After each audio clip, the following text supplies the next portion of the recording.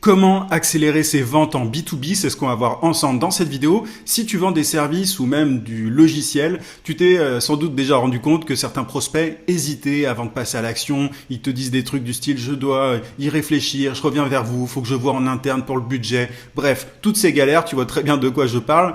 Du coup, tu as des cycles de vente qui sont assez longs. En réalité, il est tout à fait possible de raccourcir ces cycles de vente. Tu peux tout à fait accélérer tes conversions en faisant un petit ajustement dans ton marketing. Et c'est vraiment possible que tu sois indépendant ou dirigeant de cabinet, dirigeant de SaaS, donc reste bien jusqu'à la fin de la vidéo, ça va être extrêmement utile. Juste avant, je t'invite à mettre un gros pouce sous la vidéo pour me soutenir, pour me montrer que ce genre de sujet un petit peu pointu te plaît. Abonne-toi également à la chaîne si c'est pas déjà fait, j'ai des tonnes de vidéos sur le marketing B2B qui devraient être utiles. Et dernière chose, si tu veux mettre en place un système d'acquisition client fiable, prévisible, solide en B2B, j'ai un programme d'accompagnement personnalisé. Tu as le lien de la vidéo de présentation de ma méthode en description. Tu cliques, tu entres ton adresse email et tu vas voir comment je m'y prends, si tu veux, quels sont les piliers sur lesquels je me base pour t'aider. C'est pour les indépendants B2B, mais les entrepreneurs aussi plus avancés. L'idée, c'est vraiment de te donner une stratégie claire, solide, adaptée à ta situation, à ton cas à toi, et pas un truc générique. L'idée, c'est vraiment de s'adapter à ce que tu fais, à ce que tu proposes, et de trouver les leviers les plus efficaces pour accélérer ta croissance. Donc, clique sur le lien en description pour découvrir ma méthode et candidater à mon programme d'accompagnement. Ceci étant dit, alors, petit constat en B2B, tu as des cycles de vente qui sont parfois longs, comme je te le disais. Parfois, tu as des prospects qui doivent réfléchir, qui te sortent tout un tas d'excuses diverses et variées, et c'est pas dingue pour ta trésorerie, quoi. C'est-à-dire que tu aimerais bien que ça aille un petit peu plus vite, mais tu as toujours un prétexte de la part du prospect en face, tu as toujours un truc qui coince, toujours un truc qui bloque, et donc c'est assez frustrant. Et parfois, tu as besoin aussi d'expliquer ta solution en détail. C'est-à-dire que tu as un truc, une solution, une offre qui te semble claire, mais t'es obligé t'as toujours des prospects qui te demandent des précisions sur tel truc, sur ton approche, sur ta méthode, sur si t'as un logiciel, sur comment ton logiciel permet d'obtenir tel bénéfice. Enfin, c'est vraiment fastidieux. En fait, tu te rends compte qu'il y a de la friction, tu sais pas exactement pourquoi, mais c'est assez long, c'est assez complexe, quoi. C'est pas aussi fluide que ce que tu voudrais. Parfois, tu as même des prospects qui n'ont pas le budget. Ils te disent, voilà, on n'a pas le budget, c'est cher, etc. Moi, c'est un truc que j'entends très souvent. Tu vois, même sur YouTube, j'ai reçu un commentaire récemment de quelqu'un qui me disait, ah, moi, la prospection, c'est un peu galère parce que les cycles de vente sont très longs, parfois les personnes n'ont pas le budget. Et en fait, il y a beaucoup d'entrepreneurs B2B qui croient que c'est une fatalité, en fait, que dans leur domaine, c'est comme ça. Les décideurs prennent du temps, ils hésitent, ils posent beaucoup de questions. Ils ont vraiment l'impression que c'est une fatalité, que c'est un fait, que c'est pas du tout quelque chose qu'on peut optimiser. Pourtant, c'est tout à fait possible. Et je vais te montrer comment dans un instant, je vais t'expliquer. Mais ça, c'est vraiment un truc qui est extrêmement courant en B2B. Et ce qui me gêne beaucoup, moi, c'est vraiment que on prend ça pour quelque chose qui est comme ça, quoi. C'est un fait, c'est une donnée, il faut faire avec. Et tu vas voir quelle est la mauvaise solution qui est utilisée par la plupart des entrepreneurs B2B dans ce genre de cas. Mais voilà, ça c'est vraiment le truc que beaucoup d'entrepreneurs B2B peuvent constater. Des cycles de décision longs, des prospects qui hésitent, des prospects qui n'ont pas le budget, ce besoin d'expliquer en détail la solution. Qu'est-ce qui est fait, du coup, par les entrepreneurs B2B qui rencontrent ce genre de truc? Et c'est peut-être un truc que tu fais toi aussi.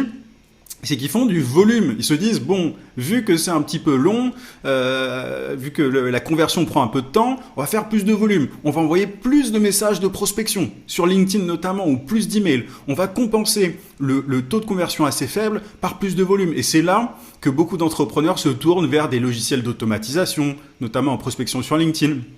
Ou alors ils vont embaucher un bizdev, ils vont essayer de multiplier le volume de messages en se disant que ça permettra de compenser les taux de réponse assez faibles, le fait que ce soit que les prospects hésitent, mettent du temps à répondre, etc., etc.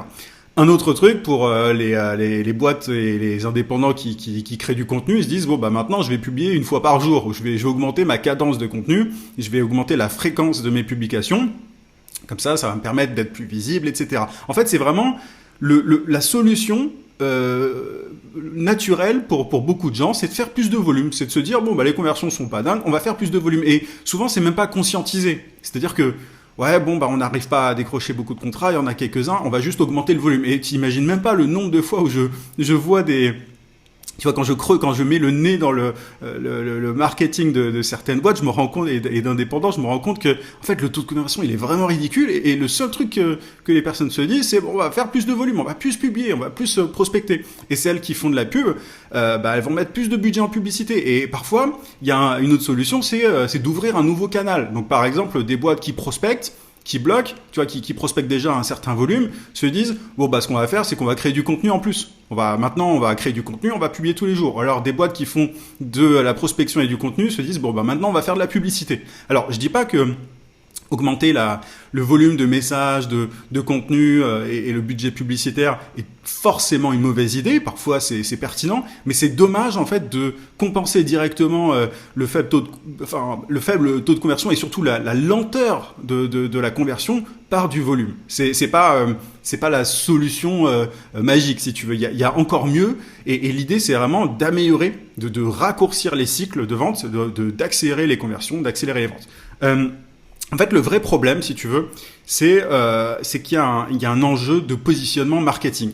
En fait, si les cycles de vente sont longs, c'est que il y a la perception de la valeur de ton offre est pas dingue.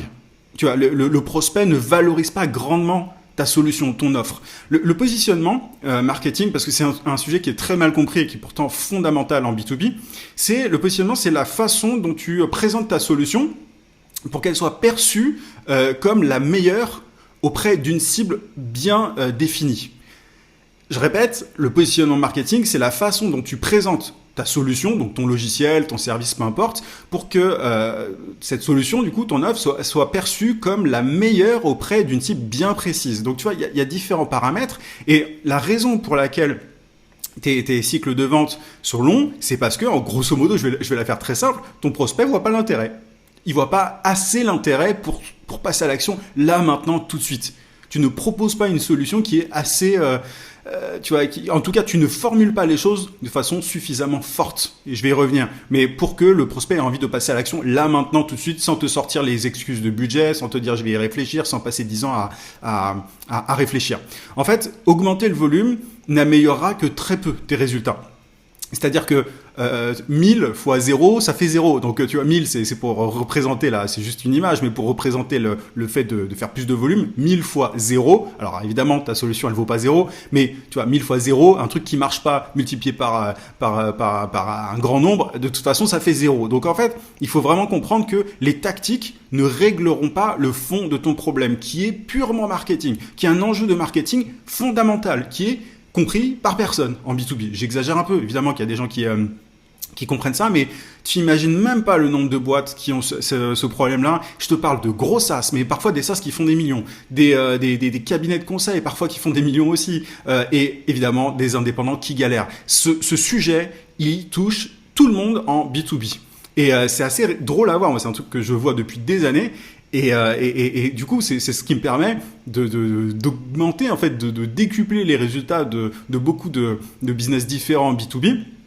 Et le secret, si tu veux, c'est d'agir justement sur le positionnement. Donc la clé, c'est déjà d'analyser, si tu veux, la façon dont ton offre est perçue par le marché. C'est la première chose à faire pour pouvoir débloquer ta situation, pour pouvoir accélérer tes ventes, pour faire en sorte qu'enfin tes prospects passent à l'action rapidement. La toute première chose, c'est d'analyser comment ton offre est perçue par ton marché. Et ensuite, l'idée, c'est d'ajuster pour que ton offre soit une décision évidente aux yeux d'une cible précise. Et tu vois aussi peut-être l'enjeu qui se dessine. Il y a plein de gens, plein d'entreprises qui ne savent pas qui est cette cible précise. Tu vois, qui se disent ouais, nous on vise les TPE, PME, etc., etc. C'est un enjeu, c'est un sujet que j'aborde très régulièrement sur ma chaîne. Mais du coup, c'est ça la clé. C'est d'analyser la façon dont ton offre est perçue, dont ta solution est perçue, et d'ajuster ensuite pour que ta solution soit une décision évidente. Alors, comment est-ce qu'on fait ça? Tu te demandes peut-être. La première chose à faire, c'est d'analyser donc tes concurrents. Si tu es indépendant, va sur une plateforme de freelancing style Malte pour voir ce que font les gens dans ton domaine. Va sur LinkedIn et pareil pour les SaaS. Enfin bref, si tu es dirigeant de SaaS, tu sais très bien comment on fait. Pareil, si tu es dirigeant de cabinet, tu sais très bien qui sont tes concurrents. Mais est-ce que tu les as vraiment analysés? Est-ce que tu as vraiment analyser ce que font les autres. C'est un travail qui est pas si souvent fait que ça. Pourtant, ça paraît évident, mais c'est pas vraiment fait. Donc la toute première chose, c'est d'analyser ses concurrents. Ensuite, donc regarder ce qu'ils font, etc. Je vais détailler ce qu'il faut faire exactement, mais la clé, c'est vraiment d'identifier ce que tu fais ensuite de différent d'eux. Fais une liste, en fait, peu importe peu importe si ce que tu fais est mieux ou moins bien, fais une liste de ce qui est différent chez toi, dans ta solution. Qu'est-ce qui, tu vois, est-ce que ton logiciel, par exemple, fait quelque chose de mieux que le concurrent, que les concurrents en l'occurrence? Est-ce qu'il fait un truc moins bien? Si tu as un cabinet de conseil, est-ce que ton service est différent, et en quoi exactement? Qu'est-ce que tu fais de mieux? Qu'est-ce que tu fais de moins bien? Qu'est-ce qui est différent? Tu vois, je vais te donner un exemple très concret. Moi, j'ai créé un logiciel de prospection pour LinkedIn qui est alimenté par l'IA. Et en l'occurrence, mon logiciel, ce qu'il fait c'est qu'il n'automatise pas l'envoi des messages. Mais ce qu'il fait en plus, c'est qu'il permet de générer en un clic un message ultra personnalisé. Mon logiciel, tu vois, la qualité des messages générés par mon logiciel n'a rien à voir avec les concurrents. C'est là-dessus que j'ai mis le plus gros focus. Donc, ce que je fais de différent, c'est que mon logiciel n'est pas un logiciel d'automatisation pure, dans le sens où il n'envoie pas les messages pour les gens, mais il permet de générer un message en un clic. Et ce qui fait de très différent, c'est qu'il permet d'avoir des messages ultra personnalisés en un clic. Donc, si tu veux creuser, d'ailleurs, tu as le lien en description, le lien de mon logiciel pour essayer gratuitement. C'est pas juste pour placer mon logiciel, mais je trouve que ça donne un bon exemple. Donc, qu'est-ce que tu fais de différemment de ta concurrence? Ensuite, identifie quelle valeur business ces différences apportent. La valeur business, c'est grosso modo toujours un gain de temps ou d'argent. Par exemple, moi, mon logiciel, le fait qu'ils permettent de générer des messages ultra personnalisés, le bénéfice derrière, c'est que ça permet d'obtenir plus de réponses de la part des prospects quand on les démarche, tu vois, sans y passer beaucoup de temps. Et du coup, plus de réponses de prospects égale plus d'argent. Donc, qu'est-ce que tu fais de différemment et en gros, quelle valeur business ça apporte exactement?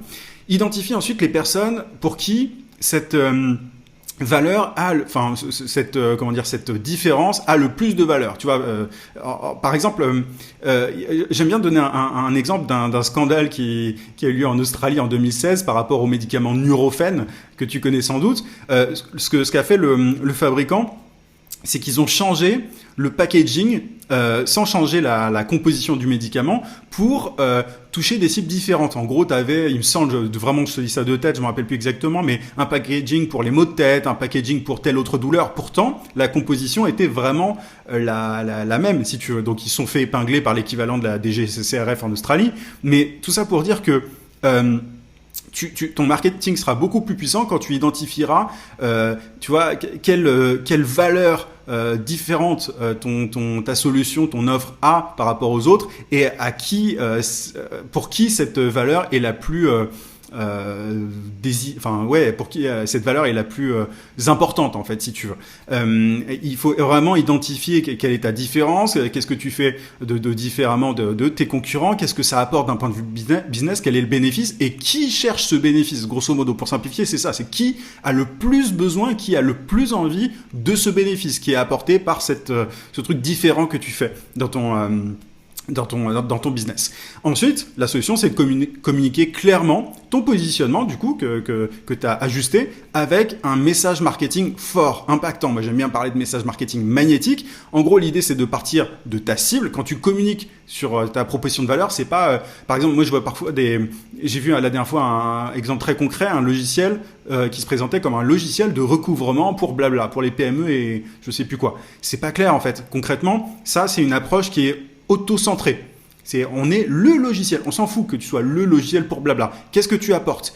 Quel est le bénéfice, l'intérêt pour la cible, en fait? Moi, tu vois, sur une landing page d'un logiciel, par exemple, je déconseillerais toujours de se présenter comme le logiciel. En fait, on s'en fiche de ce que tu es. Qu'est-ce que tu apportes? Qu'est-ce que tu permets d'obtenir à ta cible idéale? Donc, pars de ta cible, pas de ton offre. On s'en fout que tu sois le cabinet de conseil innovant, machin, le freelance spécialisé dans tel domaine ou je ne sais quoi. Bref, il faut que tu partes de ta cible. Il faut être vraiment centré sur sa cible, partir de sa cible et communiquer la valeur que tu as identifiée en faisant le travail que je t'ai expliqué. Il faut vraiment communiquer ça en ayant en tête ta cible. Donc, qu'est-ce que ta cible peut obtenir grâce à ton service, grâce à ton logiciel, etc. Adresse-toi directement à elle. Et ensuite, utilise ce message marketing sur tous tes canaux. Tu peux l'utiliser en prospection, en contenu, en publicité, etc. Et c'est ça qui te permet de multiplier tes résultats, d'accélérer tes ventes et d'augmenter même tes ventes, si tu veux. Donc, le positionnement marketing, ça a vraiment des conséquences sur absolument tout derrière. Tu as des prospects qui sont convaincus beaucoup plus rapidement, tu as moins d'objections, tu as des clients aussi qui sont prêts à payer plus cher, tu peux même augmenter tes tarifs quand tu ajustes bien ton positionnement, et tu as des clients qui restent plus longtemps. Si tu as un logiciel à abonnement, ton churn est beaucoup moins élevé. Donc, tu as une rétention plus élevée. Donc il y a vraiment tout intérêt en B2B à bosser là-dessus.